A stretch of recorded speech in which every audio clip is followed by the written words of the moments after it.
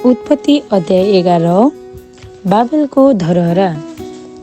त्यस बेला जम्मै पृथ्वीमा एउटै भाषा र एकै खालको बोली थिए। मानिसहरू पूर्वतिर सर्दै जाँदा सिनार देशमा एउटै मैदान भेटाएर त्यहाँ बसोबास गरे। तिनीहरूले आपसमा भने, लौ हामीहरू इँट बनाएर पोलौँ। ढुङ्गाको सट्टा इँट र हिलोको सट्टा अलकत्रा तिनीहरूले प्रयोग गरे। तब तिनीहरूले भने, लौ हामी आफ्नो निम्ति एउटा सहर र स्वर्गसम्म पुग्ने एउटा धरहरा बनाऊ अनि आफ्नो नाउँ राखौँ र हामी पृथ्वीभरि जताततै नछरियौँ। मानिसहरूका सन्तानले बनाइरहेका सहर र धरहरा हेर्नलाई परमप्रभु तल उर्लनु भयो।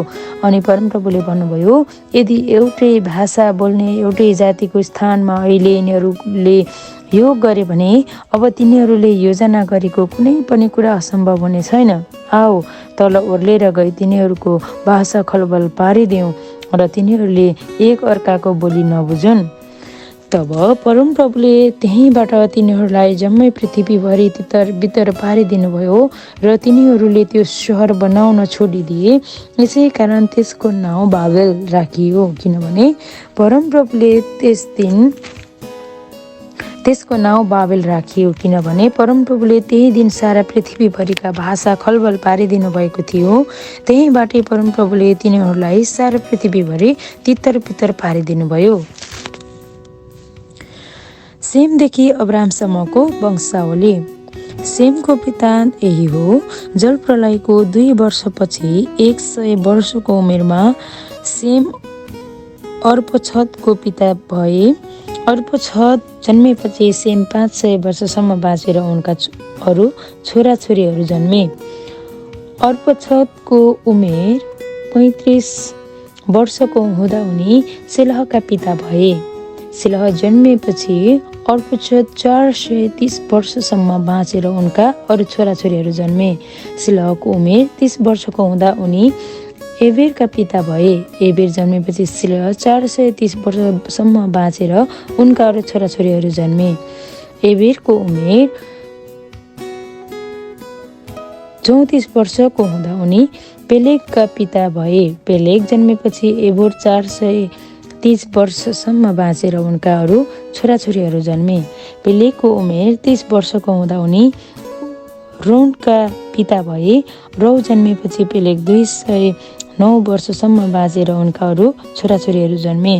रौको उमेर 32 वर्षको हुँदा उनी सरुगका पिता भए।